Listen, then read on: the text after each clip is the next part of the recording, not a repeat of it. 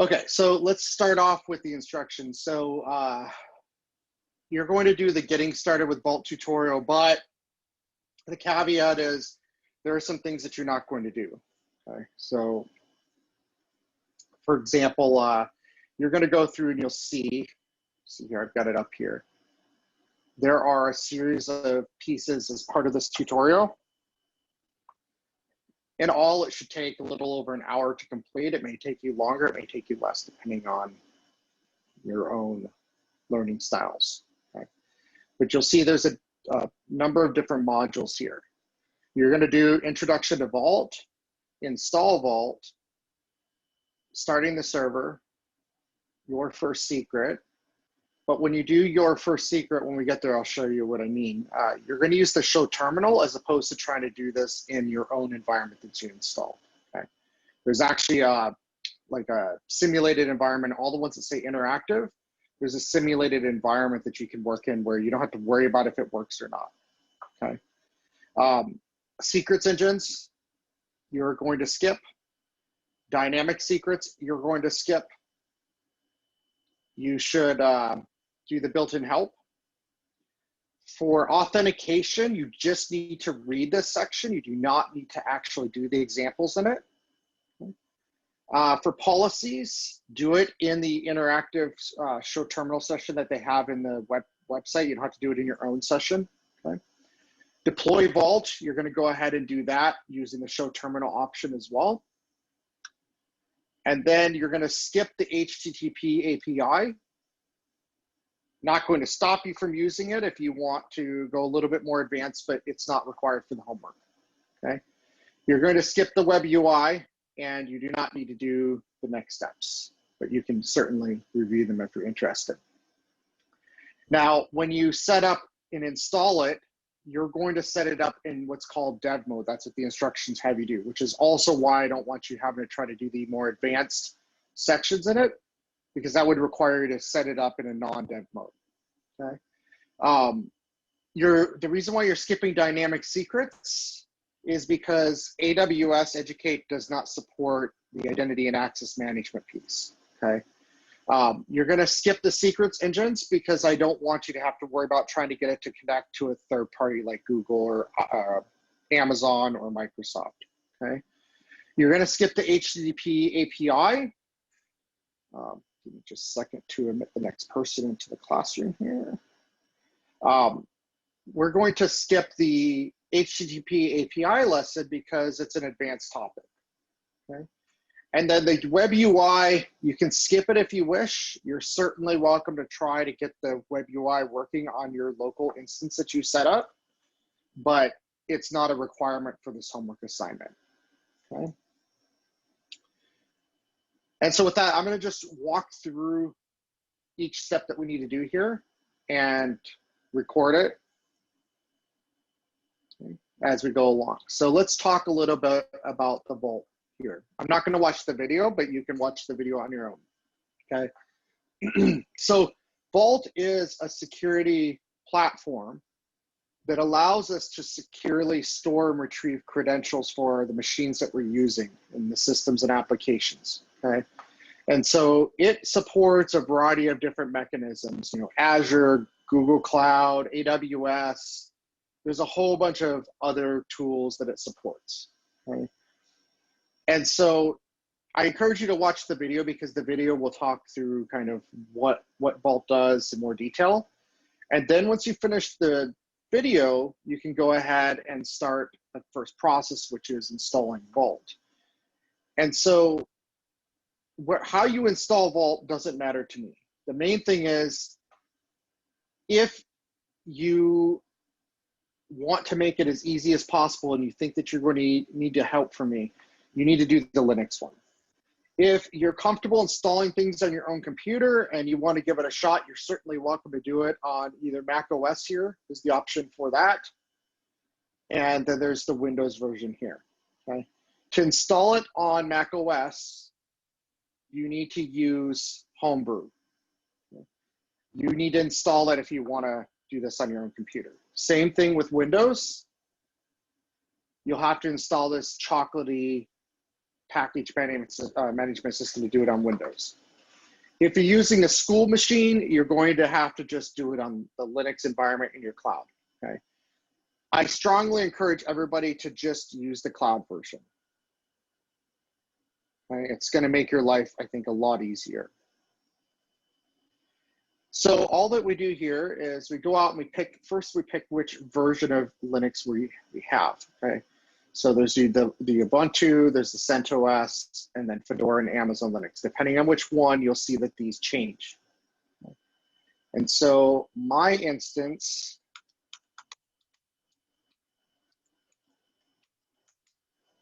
is,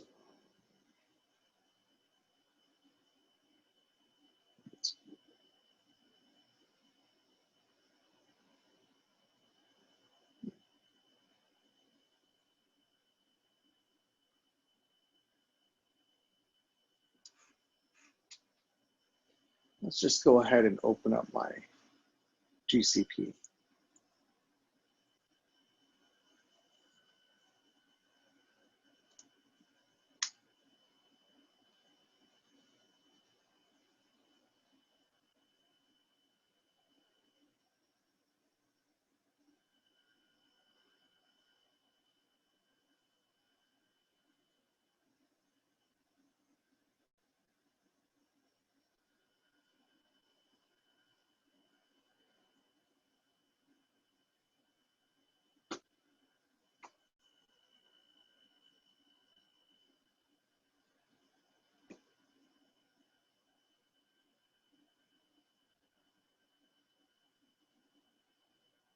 No idea why it's so slow today. Wow.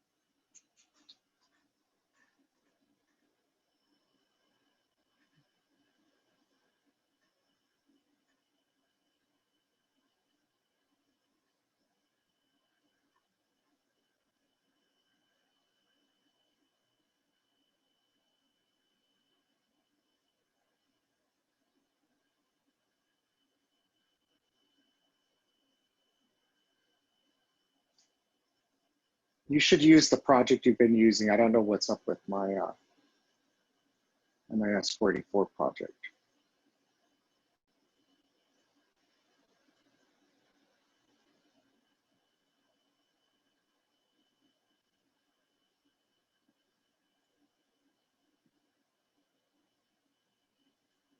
There it goes. Okay. Okay.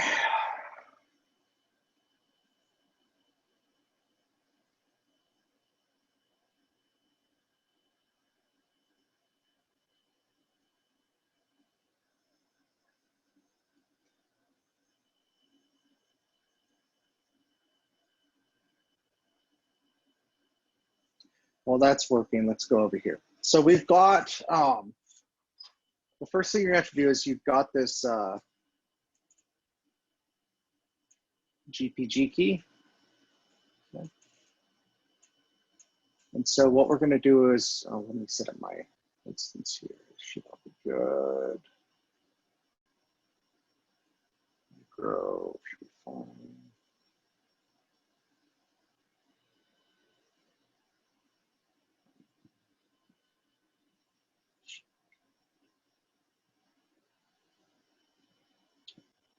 Okay, while that's creating. So we've got the first step we're going to go through is we're going to use curl to pull down the encryption key. Okay, and then we're going to add it to our machine here. And that will allow us then to download this signed release. And by signed release, I mean the software has been verified to be part of something that was created by HashiCorp. Okay. After we do that, then we're going to go ahead and install Vault using the package here. Okay, so if I go out here, click on my instance,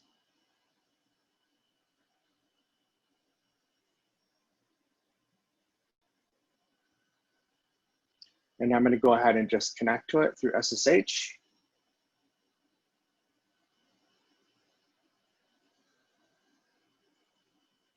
We'll go ahead and make that a little bigger. Hey, Professor. Yeah. I have a quick question. When we're doing this homework, this third homework assignment, do you recommend that we install a completely separate instance from the one we already have, or just use the existing instance for this? You can use your existing, doesn't matter. Yeah, you don't have to create a new one. If you want to, you can, but it doesn't really matter. So all I do is I copy and paste each one of these lines, okay? So the first line is adding the key. The second line is download, oops.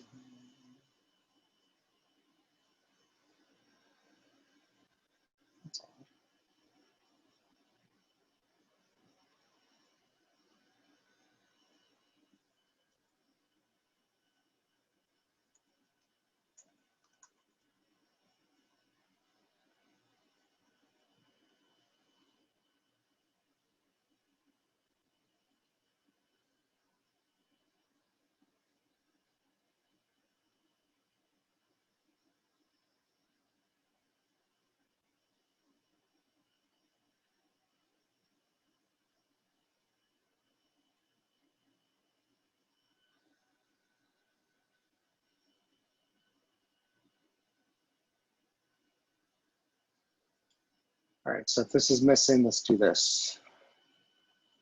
There we go.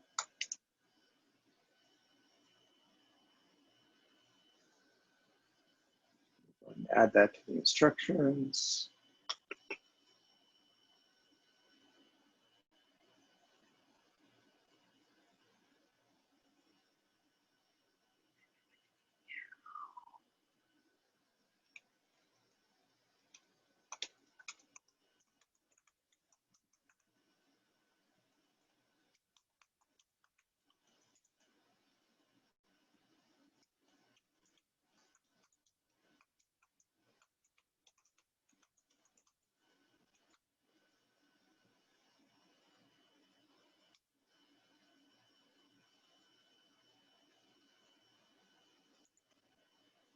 There.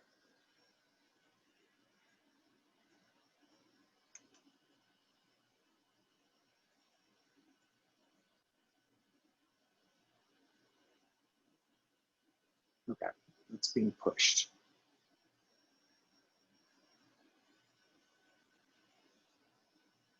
Okay, so now we should be able to do this command. Okay, and now we're going to go ahead and do the install.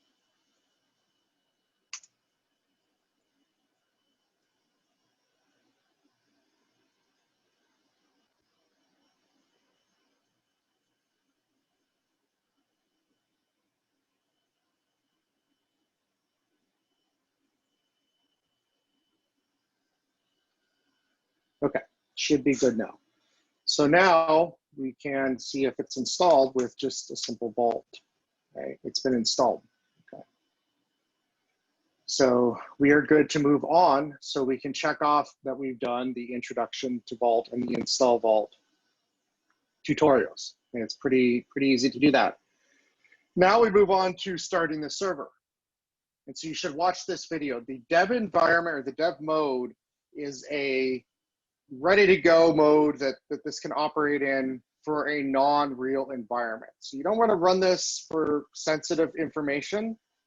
You only want to use this for test purposes. So this is what you can use for learning purposes. Beyond the dev environment that's built in, you can go set up a configuration file and customize it and point it to cluster backends and things like that. You can get pretty complex with what you can do with it. Okay. So if you were to go get a job and Vault was used in your environment, chances are you would go configure the config file and you'd have to go and be pretty thorough in setting that up. But the dev environment is what we're going to work with. Okay. So all we need to do to start it up is do vault server -dev. Okay. And now we have this vault server starting up. Let's see here. Okay.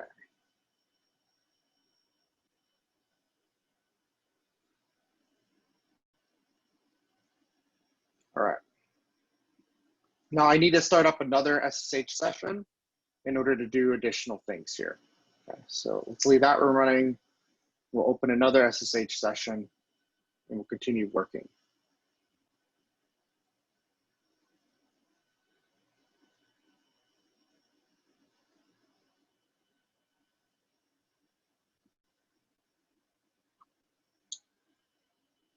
Okay. So up here, there was something that we need to copy. Oops.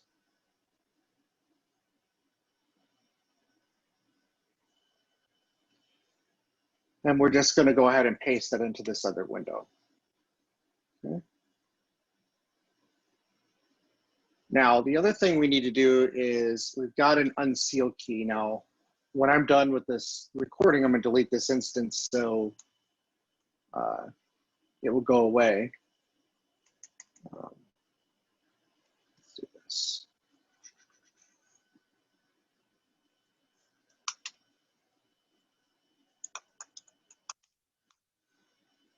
So if we look here, we've got an unseal key and a root token. We're going to want to save these aside. Okay. These are a very important piece of information we want to save and we want to keep secure. Okay. Obviously, I'm not keeping them secure because I'm showing you them on this recording, but they will no longer be valid when I'm finished here. Okay. So now the next thing is I've saved it, and I better actually save it here just in case my computer crashes. Okay. So now what I can do is I can set my token to the value of my root token here. So I copy this value all the way down to the end. I exit out of here and I go ahead and say, oops, on my real server here. I do export vault token equals, and then I put that value in quotation marks. Okay. Now, what I can do is verify that it's running. Is it running or not? Yes. Okay. It's running in this window over here. And as long as I don't close this window, it's still running. Okay. So now we can see that my vault is not sealed. It's true. It's initialized. I can see my cluster name, my cluster ID, etc. I can even see the version of Vault that I'm running. Now, I've started my Vault server. That was step 2. The next piece is my first secret. So I should watch this video. And now what we're going to do is we're just going to use the interactive tutorial that's available in my web browser. This will make it a little easier for this one. Okay. Now, that's not to say if you are comfortable at this point that you can't go and do on your own practicing creating secrets and whatnot in your own Vault instance. But I don't want you to have a functional Vault instance in order to go through the rest of this exercise, okay? So you go ahead and you do show terminal, and what magically happens on the screen is it goes ahead and it creates an interactive environment for you right here to work from, okay? So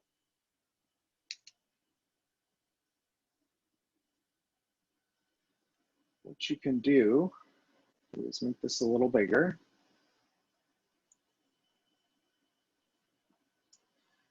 All right, so what you can do to put this into the terminal so you don't have to type it manually you can go ahead and start off by clicking this, and it goes ahead and logs you in as the root user.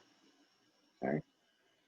Now we can go ahead and write a secret to our Vault database. We can just click this and it runs the command for us over here. So we created a secret over here that is called foo. Okay. And we wrote it to the path of our secret, hello. Okay.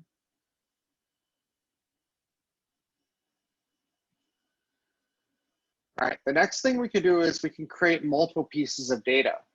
So I can have multiple pieces of data that I write to the Vault like I did here. So the first time I did this, I created one key value pair for the secrets. Okay. When I did it the second time, I created two separate values. Okay. Now, if let's say I have an application and I want my application to be able to get that secret out of the Vault, so it can authenticate to the database, for example. Okay. Vault has an API to enable that, but if I want to be able to pull it from the command line here, I can take this text and I can say Vault KV, key value, because there's different types of stores that you can have in Vault. Okay. I want to get the secrets that are in hello, and I can see that the key is excited and the value is yes. The key is foo and the value is world. Okay. And so what's happening is it's getting the data out of the storage and it's decrypting it for us so we can read it. Now I can also look for only things that are related to a specific field. So if I take this here, then I'm basically passing in get where the field is equal to excited out of secret hello. And in that case, it tells me that the value for the field excited is yes. Okay, so it only prints out the yes as opposed to everything like it did up here. Where's it at? Right here. It pulled up all these values. So you could think of this as kind of like a way to narrow your search. All right. Now, another thing I can do is I can pull it in a JSON format. Okay. And so a JSON format would be useful for me to pull that into a script. Okay. So a JSON file would then output it, and I could then use it in an application or a script to pull it in. The last thing that I can do here in this section is I can go ahead and delete all of the data in my secrets database here. And now if I go and do, oops,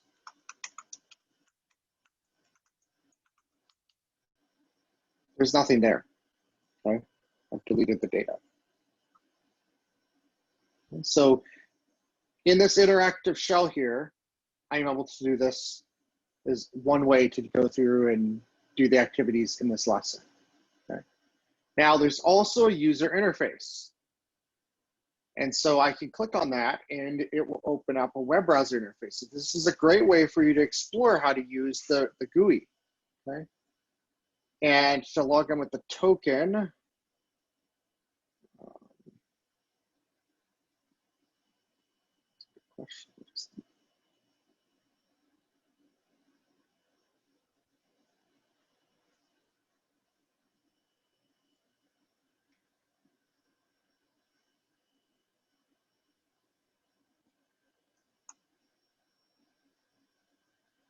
I used root as the token, just like I did on the command line. And I can see that I have something called cubbyhole and I have something called secret. Secret is where I wrote that secret to, okay, under hello. Version 2 has been deleted, but I can actually go back and I can undelete a version and I can come back and see my secrets that are here. I can even go and see, like, this is version 1. If I want to see it in a JSON, this is it in a JSON format. I can set up for access. I can do things like authentication methods. I can set up entities and aliases, groups, and leases here. This is all things I can do through the GUI. I can also do them through the command line after I've reviewed all the documentation to understand what that means. Okay.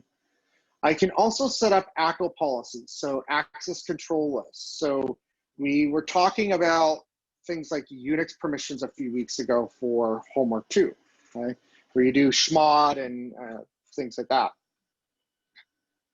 Another method to do access is to use an access control list.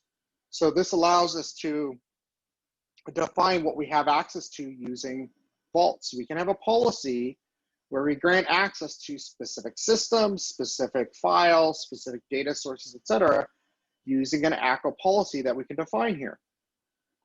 Okay, and so we can write a policy here. We could, if we have a file, we can upload a file as well. And the documentation would tell us how to do all of this. And then the last thing here is there's some different tools to do various activities within Vault.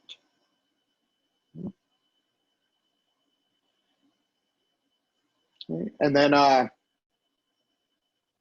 think that should do it for this, okay, for the Vault piece. So this is the GUI, which you can set up here using this tutorial. Okay? It kind of builds a GUI. You can set up your own by following the instructions under the Web UI section here, which we're not going to do for this class assignment, but you're certainly welcome to do on your own. When you're done, you move on to the next step. We can just close this out and we can move on. Now we're going to skip secrets engines. I told you that. But again, you're certainly welcome to do this on your own. It's not required for your homework though. Okay, so you can go to the secrets engine, do it on your own instance. Same thing with dynamic secrets. If you want to start exploring this, you can connect this to, you won't be able to do it with,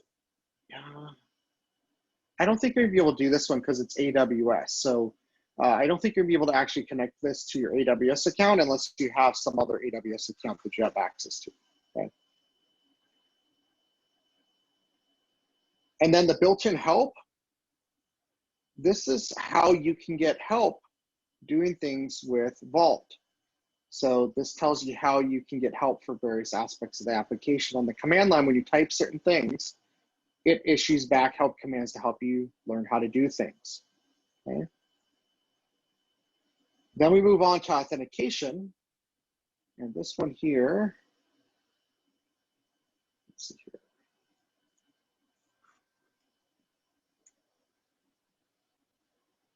Okay, so this is the one I told you that you can read the examples. You are certainly welcome to go through these examples, but you're not required to do so for the homework assignment, okay?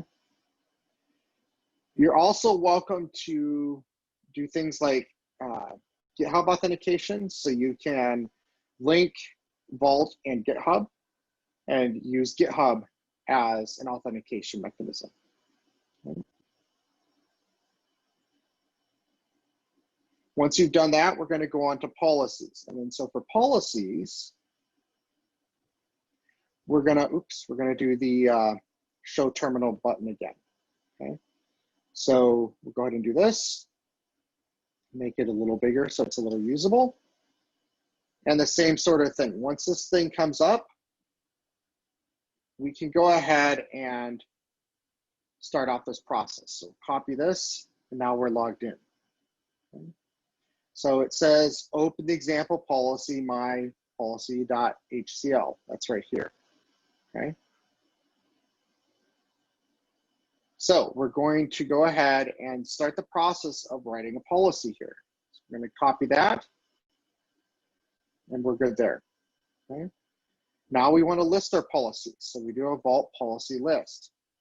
And you can see we have these 3 policies just like we have up here. Okay. We can read the policy so we can see what it has in it. So in this particular policy, we have a path where we keep our secret information.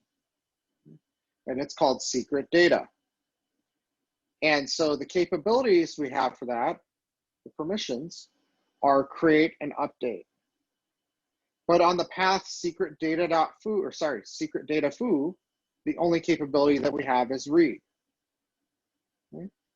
So now, if we go down and test the policy,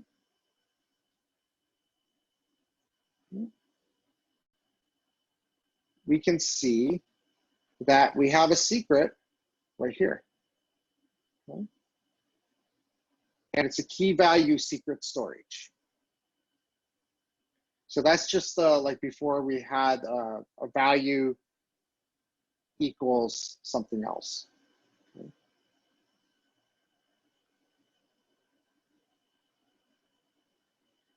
Okay. The question is, do I want screenshots of each step? Let me go back to my instructions.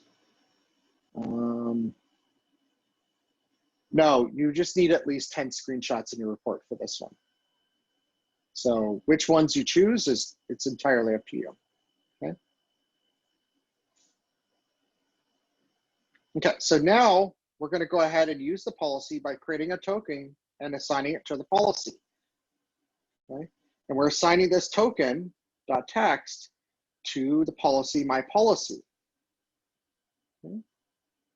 And so now we're going to authenticate to Vault using that token instead of what we used previously. So Vault login, and then we're using the concatenate command or cat to use basically to open token.text, and that's how we authenticated. Okay. It's then printing out what token we used. Okay. And then what policies does that token belong to? Okay.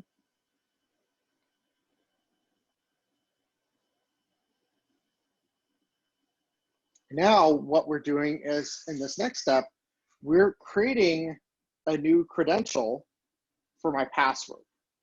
Okay. So we're putting a credential into this vault for safekeeping. Okay. So I guess if you think about it, Vault in a lot of ways is a lot like the LastPass or 1Password that you use on your own computer to access websites. If you use a password manager like that, that's one type of functionality that it provides. But instead of it being our credentials that you and I would generally use, Vault is able to do direct machine-to-machine communication. So it can manage credentials. I suppose I could use it to manage my own credentials, and I suppose that would be reasonably useful, but more importantly, it allows me to manage the credentials to perhaps my database server or my application server, or maybe my AWS key in order to connect to my AWS console. So when we get into doing automation starting next week, we can use Vault to store those credentials for AWS, GCP, VMware, whatever it might be. We can store those credentials in here. And then our systems, the different applications we might have, can talk to one another. Okay? And then we don't have to store the credentials in a configuration file somewhere. Okay? Because if we did that, we would be not really having very good security. Here's another one.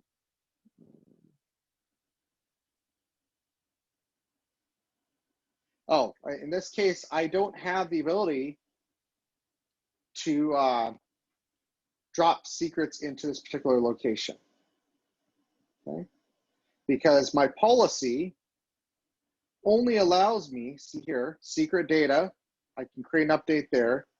Secret data foo, I can read there, but I went to secret,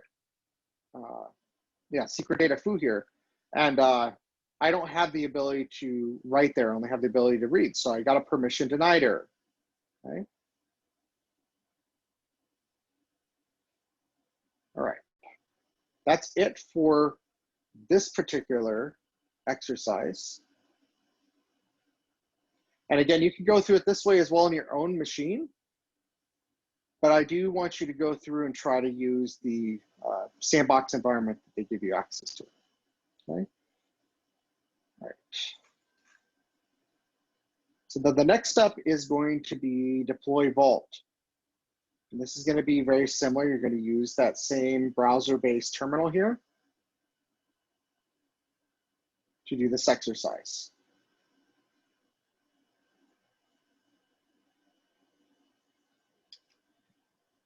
So the first thing that we're going to do here is, we just did this on our own environment. We're going to go ahead and do an installation in their interactive environment. So if you're unable to get this to work on your own instance, at the very least, you should be able to do it here. Okay? So you just copy here. This goes ahead and adds the GPG key, excuse me. Now we add the repository, and then we install Vault. Okay? And then once it's done,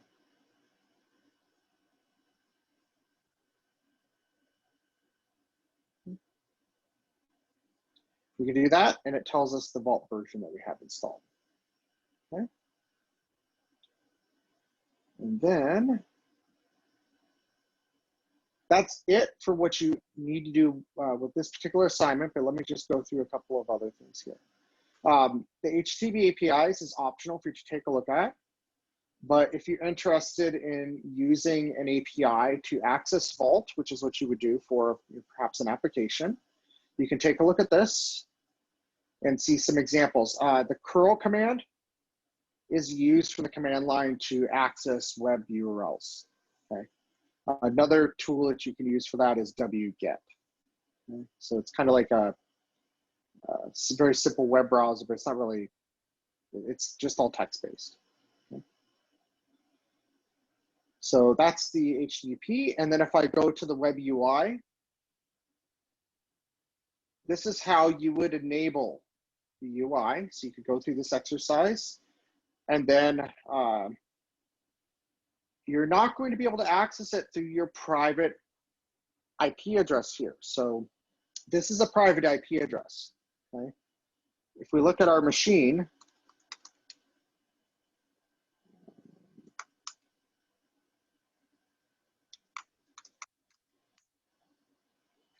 I have a private IP address.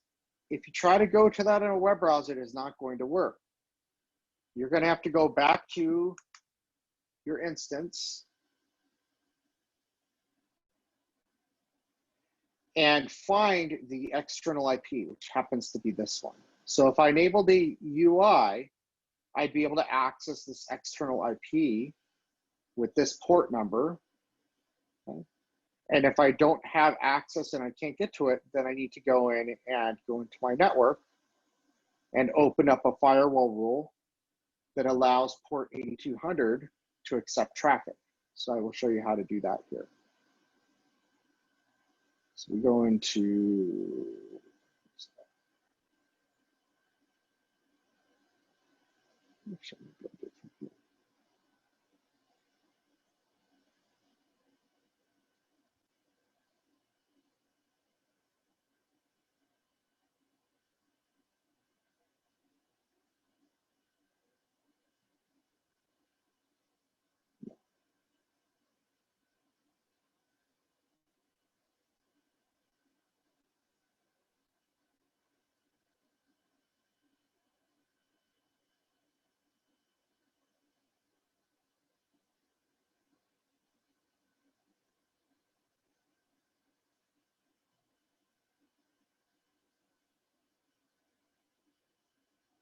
firewall rules right here.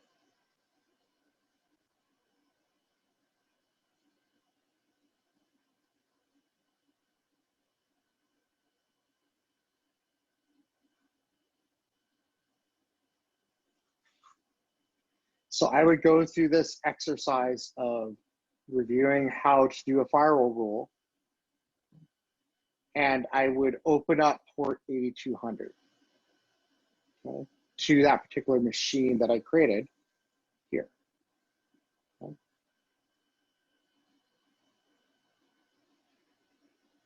And then after I did all that, I would start the UI, and I could then go to a web browser on that public IP address that I have, and I would be able to access this location.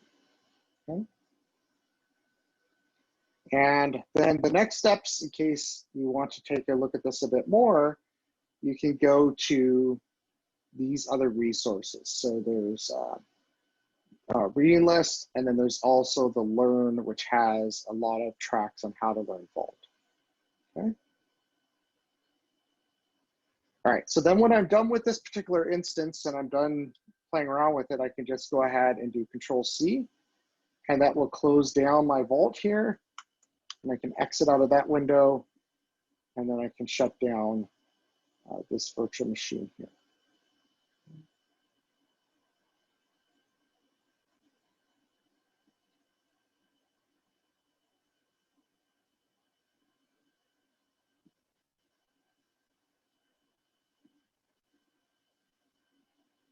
And that is it for this particular homework assignment.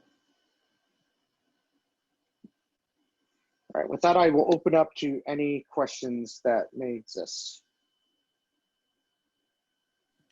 I actually have a quick question, Professor. Mm-hmm. So you recommend that before we attempt the steps for homework 3, we should play around with it in the interactive environment before putting any of that in our virtual machine instance? Well, for the homework, there are some steps you're going to do on your own instance, and there are other steps that you're going to play around in the simulated environment. For the homework, yeah, for the homework, there are certain the steps where you do the simulated. You don't need to do that in your own environment. If there's a simulated environment available, use that for your homework assignment. After you are done with your homework assignment, you're certainly welcome to go do those steps again in your own environment. Okay, thank you. But I don't want anybody to be held up because it didn't work in your own environment. I mean, will we have to make it work, later on? Not for this homework, but you are going to have to set this up as part of your project later, yeah. Okay. So, yeah, so I would strongly encourage you to try to get it to work, but it's not necessary for turning in the homework for a grade.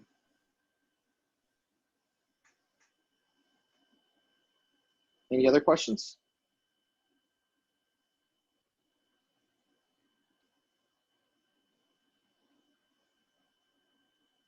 All right, then I will go ahead and stop the Professor? recording. Yeah. I did have one question here.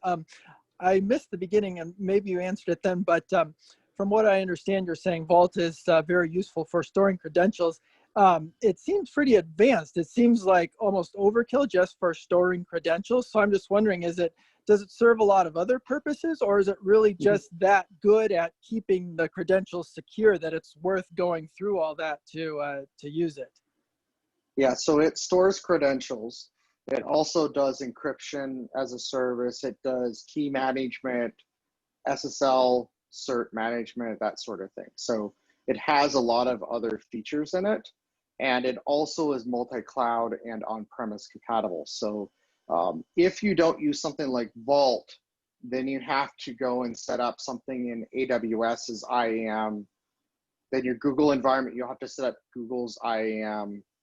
And then you'll have to manage identities and security for each one of those environments separately. And then your keys for Google, you're going to have some place to store them securely so you can manage your Google environment from your own computer. So now you've got to have a secure place to store that sort of thing. So yes, it can be overkill, but it's probably one of the simplest applications to just get started on. You saw how easy it was to set up. Right. Reality is you can go download an actual binary without even a package. You can just download, it's a single file. So you can literally install by just downloading a binary and copying it to a directory on your computer, and it would work the same way. The advantage of doing it as a package is the path that everything gets set up for you. But it's literally one binary for everything about it, which makes it a very easy deployment for you. So, what do you mean by one binary? As in, if I show you on my computer here, my actual computer, I think I've installed it. Oops, that's my work computer. That's not gonna work. Oops.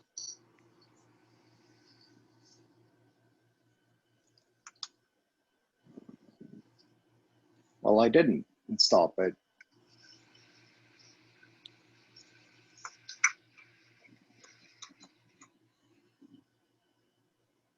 but I just go out and I say I want to download the binary. I'm just going to download it.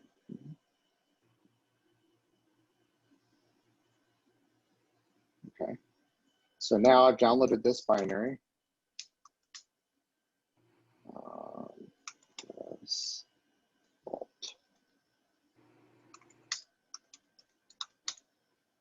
Unzip. So a binary is just like a file then? Yeah. Okay. Okay. So now if I look at this vault, it is just one file, right? And I can just launch it like that. Boom, just one file. I didn't use a package to install. I literally just downloaded it and it was ready to go. I see. So basically it is pretty simple to use, and it serves a lot of other functions as well besides just storing authentication values. Yeah, that's one such use. It's kind of all integrated. Mm-hmm. Yeah. Okay, I see. Cool. Thank you. I appreciate that. Mm-hmm.